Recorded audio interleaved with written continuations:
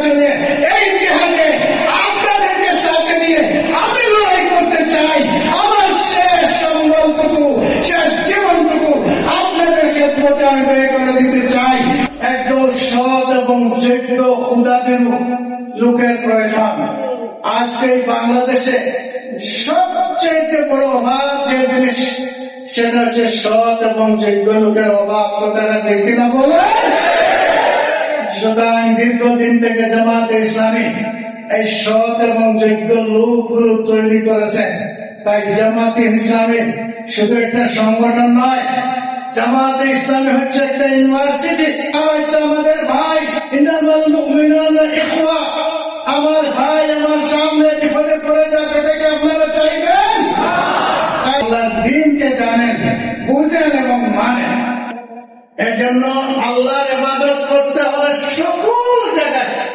আল্লাহ কোরআনে বলছেন, ইম্মাক্কান্না ফিল আরদি ফাআকামুস সালাতা ওয়া আতাউজ যাকাত ওয়া আমরু বিল মা'রুফ। যদি ওই সমস্ত লোক যারা সব যোগ্য এবং মুতাবির আল্লাহ ঘোষণা করছেন নামাজ কায়েম করবে, এরা সুদকে বাদ দিয়ে যাকাত ভিত্তিক অর্থনীতি এখানে প্রতিষ্ঠিত করবে, এখানে খারাপ কাজগুলোকে বন্ধ করবে, ভালো কাজ ভালো কাজগুলোকে প্রতিষ্ঠিত করবে।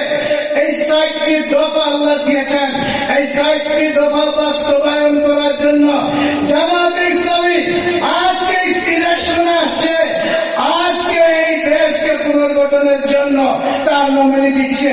আর কোনো কারণ নাই যে লোকগুলো দীর্ঘদিন থেকে তৈরি করেছে, সেই লোকগুলোকে আপনাদের সামনে পেশ করেছে।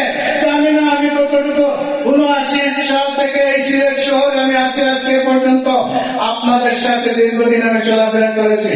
জামাতে ইসলামী আপনাদের সামনে আমাকে পেশ করেছে, এই জন্য আমরা আনুগত্য করতে বাধ্য।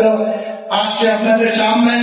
আমি বিশ্বাস করি এই সিলেট শহরে এমন কোন আনাচে কানাচে কোন জায়গা নেই, এই সদর উপজেলার এমন কোন জায়গা নেই যেখানে আমি যাই নাই।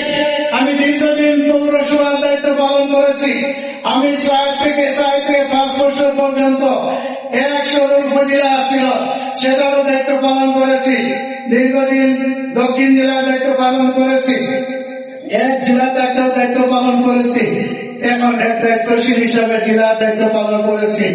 আজকে আপনাদের সামনে জামাতে ইসলামী আমাকে নির্দেশ দিয়েছে হাজির হওয়ার জন্য, সেই জন্য হাজির হয়েছি। তাই এই দিন যদি এখানে প্রতিষ্ঠিত করতে চাই এবং আমরা ঈমান আমান নিয়ে এই সমাজকে যদি বাঁচাতে চাই এবং দুর্নীতি মুক্ত একটা নতুন বাংলাদেশ যদি আমরা দেখতে চাই, তাহলে যাদের শাহাদাতের বিনিময়ে, যাদের আহত হওয়ার বিনিময়ে আজকের এই পরিবেশ রয়েছি, প্রথমে আমরা আল্লাহ শুকরিয়া আদায় করে তাদের রাহের মাগফিরাত কামনা করছি এবং যারা আহত হয়েছে তাদের সুস্থতা আমরা কামনা করছি। সবাই বলেন আমিন।